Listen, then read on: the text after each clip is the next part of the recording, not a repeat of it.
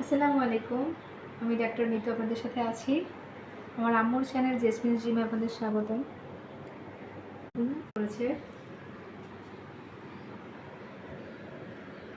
ডিম পটল আলু দিয়ে রান্না করেছে, তারপরে এখানে লাউ চিংড়ি রান্না করেছে, এখানে ডাঁটা দিয়ে আলু শাক, ডাঁটা শাক ভাজা আর চিংড়ি মাছ দিয়ে যে কোনো তরকারি আসলে খেতে ভালোই লাগে। এর মধ্যে করতেছে মানে একটা পাইছে আর শেখছে একটা, এখানেও 3 মিনিট এখানেও 3 মিনিট দেওয়া শুরু করছে। বেশ বড় করলে ভিডিও তখন 3 মিনিট কমাই হতে হতো। শিখছে ভালো কথা, তোমার কাছে আমিও শিখছি, কিন্তু